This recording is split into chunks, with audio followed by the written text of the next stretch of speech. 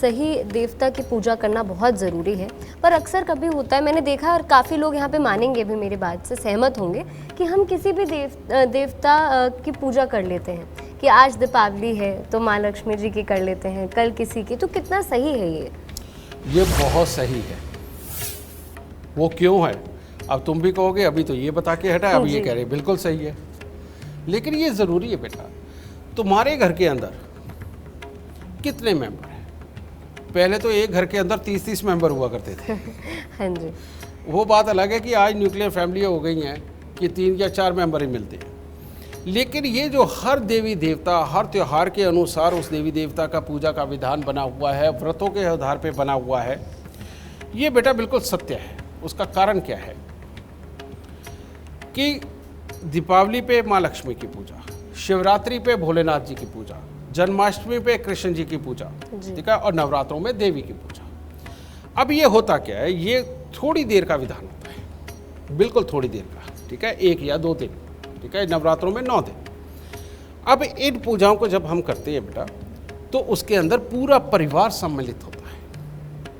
और ये भी हो सकता है, ये पक्का हो सकता है कि तुम्हारी कुंडली के अंदर भोलेनाथ की पूजा बहुत अच्छी लिखी हुई है, लेकिन तुम्हारे भाई की कुंडली के अंदर हो सकता है कि नारायण की पूजा ही फलदायी हो, और ये भी हो सकता है कि तुम्हारी माताजी की कुंडली के अंदर सिर्फ देवी की पूजा ही फलदायी हो, ठीक है। और इस तरह से अब या तो वो गुरु मिल जाए कि जो तुम्हें ये बता दे कि किसके लिए पूजा कौन सी बेहतर है जी, ठीक है। और नहीं तो पुराने समय के अंदर तो अगर एक वाकई में काबिल गुरु भी ढूंढना हो तो बेटा कई कोस पैदल चल के जाना पड़ता था, जिसमें कई दिन लग जाते थे। तो तब ये रीति रिवाज बने, समझ गए। अब उस वक्त में ये जब आप घरों में ये छोटी छोटी पूजाएं करते हैं तो उस वक्त में होता क्या, जो तुम्हारे लिए पॉजिटिव है देवता, समझ गए, उसकी तरफ मन जल्दी अट्रैक्ट हो जाता है, उसका रूप भाने लगता है, उसके कर्म भाने लगते हैं, यानी कि जो कर्म किए जाते हैं उसमें, तो अपने आप इंसान अपने पसंद के देवता तक पहुंच जाता है। लेकिन पीछे हुआ क्या, एक जबरदस्ती थोपने वाली मानसिकता बन गई कि नहीं जी, हम तो इसी देवता को पूजते हैं, हम तो सिर्फ इसी को मानते हैं।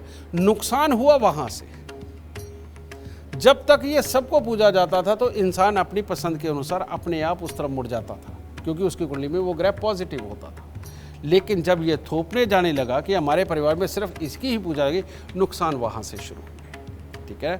तो बेटा आज बहुत आसान है ये जानना कि तुम्हारे भाग्य स्थान के अनुसार, तुम्हारे धन स्थान के अनुसार, तुम्हारे दिमाग के स्थान के अनुसार तुम्हें किस देवी देवता की पूजा करनी चाहिए।